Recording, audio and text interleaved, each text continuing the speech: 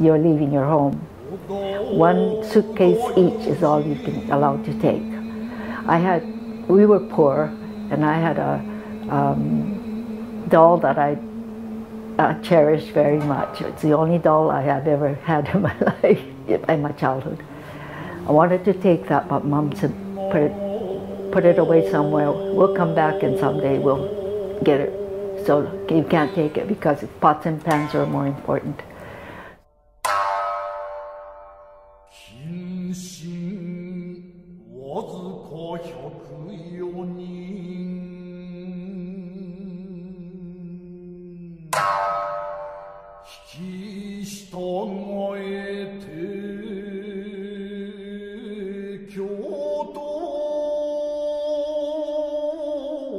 On December 7th, it was a Sunday, my mother and father was worried about something, talking at the breakfast table. And as I listened, they said, Japan bombed Pearl Harbor. What's going to happen to us? And I listened to that and I thought, that doesn't concern me, I'm Canadian. Monday, when I went to school, most of the kids wouldn't talk to me because their parents had told them not to associate with the Japanese kids.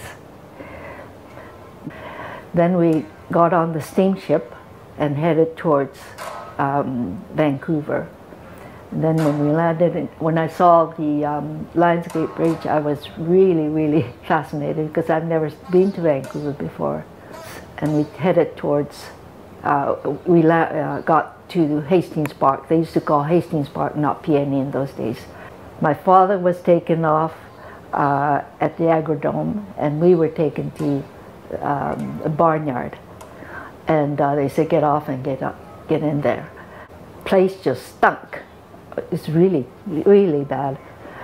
And we were given a stall. Each family got a stall, kids. Got to Slocan, and then from there we got on a bus and went to Lemon Creek. And the houses were barely being built. But we got one of the built homes on Gilead Street, they call, and because father was sick. And we were free as long as we can roam around and get out and play.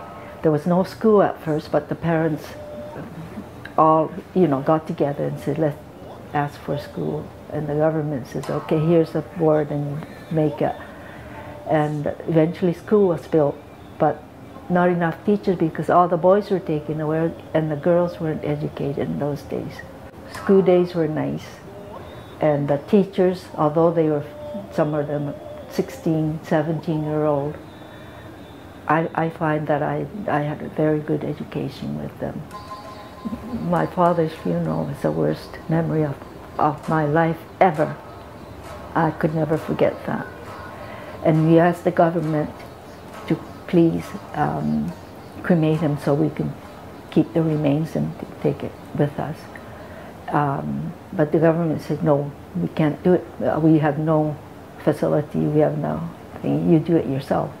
So older men and young boys, 15-year-olds, went up to the hill and they cut down some trees.